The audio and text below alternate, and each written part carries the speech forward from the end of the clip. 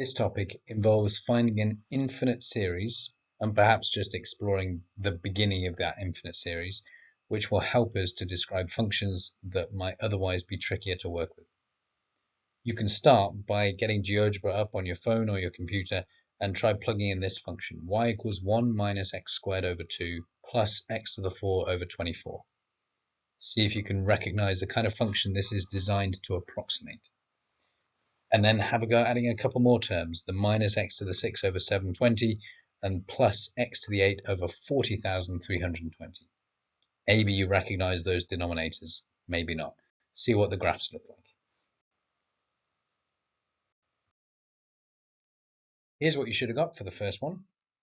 That particular curve is, of course, a quartic graph. It's got lots of nice symmetry because the only powers of x that occur are even powers of x, x to the 0, x squared, x to the 4. There is another graph that looks a bit like this, has the same kind of symmetry, and perhaps if we draw a few more terms, it'll look even more familiar. This is what we get when we have a polynomial of order 8. It's an even better approximation for the same function. And perhaps you've guessed by now which function it is that looks like this. It is a cosine graph. We can continue for as long as we like. The pattern will continue the same.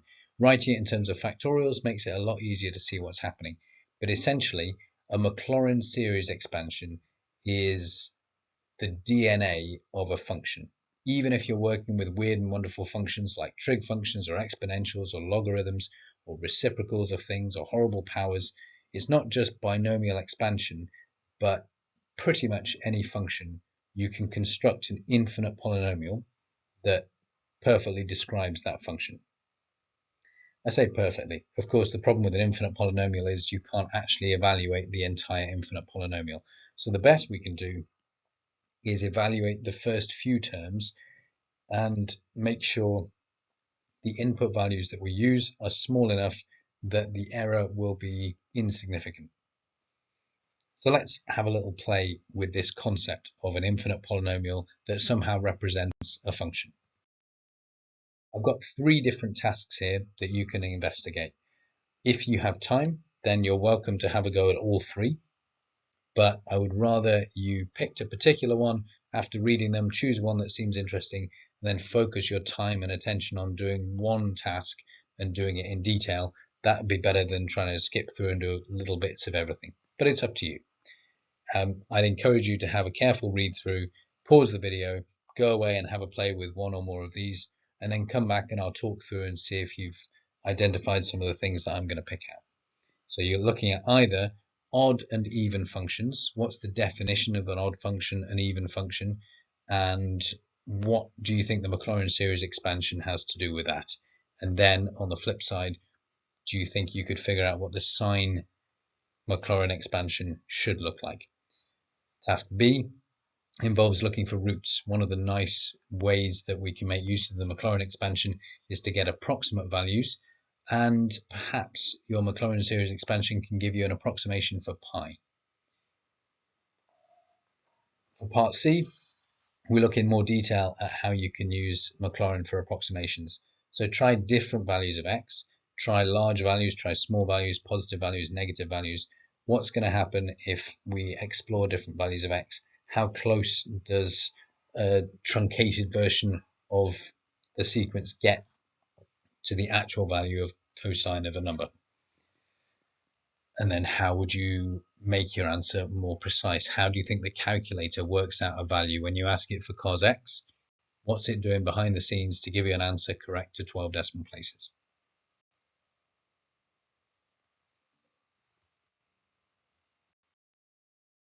Let's start by looking at task A. The official definition of an odd function is a little bit confusing at first. F of minus x equals minus f of x. When is that true? Well, for starters, let's think about what it means geometrically. In other words, on a graph. F of minus x is the kind of transformation you do where you're reflecting in the y-axis. It's like a stretch of scale factor minus 1 in the x direction. So you get a y-axis reflection. But minus f of x is where you reflect the graph in the x-axis. It's like a vertical stretch of scale factor -1. So what this seems to be saying is reflecting in the y-axis has the same effect as reflecting in the x-axis.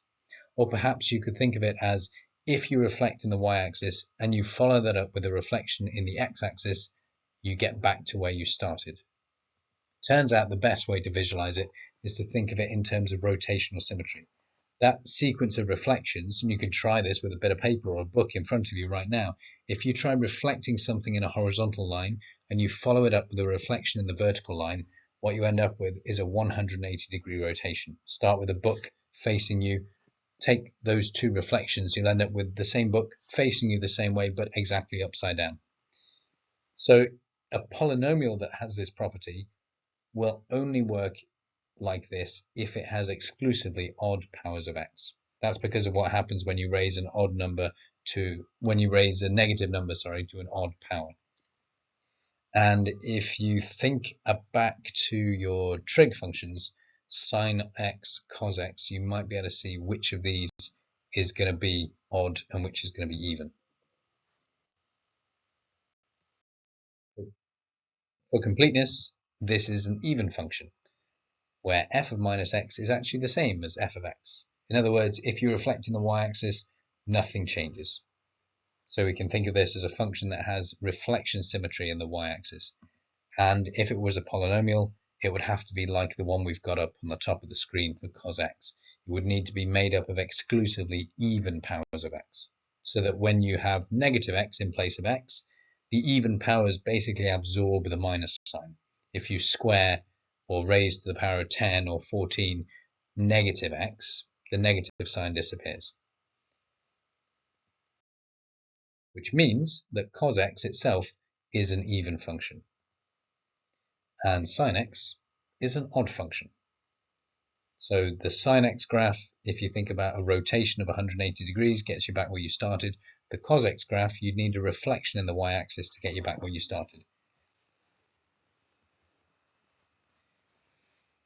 A nice problem to think about is what happens when you differentiate an odd function, or what happens when you differentiate an even function. And you could begin by messing around with cos x itself. In fact, you've got a polynomial for cos x at the top of the screen. Try differentiating the infinite polynomial. You'll soon see there's a pattern involved, and whatever you get for the derivative should relate to the original trig functions that you're working with as well. If you've learned what the derivative of sine or cos is, and if you haven't, you can look at the graphs and see if you can guess what's going on, because they are closely related to each other. That would be worth exploring a little bit. The next task, part B, roots. Is it possible to find the smallest positive root of this quartic? Well, your calculator can solve that kind of thing for you. If you go to polynomial mode and sub in the values, then it will give you these four roots. It makes sense that there's some symmetry in there, 3.07, minus 3.07, and then minus 1.59 and positive 1.59. You can then think about what this function is supposed to be approximating. The smallest positive root is 1.59 something, and the smallest positive root of cos x is going to come from doing inverse cos of 0, which is pi by 2, half of pi. So if 1 minus x squared over 2 plus x to the 4 over 4 factorial is a good approximation for cos x, then pi should be approximately 3.18 something, which is not bad. If you extend the number of terms, so instead of stopping at x to the 4, we go up to x to the 8, then suddenly your approximation gets a lot better, and it now matches the approximation that you would normally make for pi if you were rounding to 4 decimal places. So all you need to do to get a better estimate is take a larger number of terms, just like when you're doing approximations from binomial expansion. For task C, more approximations here. You can use your table mode to look at different values. Table mode, remember, option 9 on the calculator. You can enter a value for f of x. So I would enter cos x for one of these. And then for g of x, 1 minus x squared over 2 plus x to the 4 over 4 factorial. And then you'll be able to directly compare the values. You can see I've put in values of 0, 0.2, 0.4, and so far the outputs look remarkably similar to one another. So the accuracy is pretty good whenever we've got numbers that are somewhere between a half and minus a half, and the accuracy starts to wane a little bit when we try bigger numbers.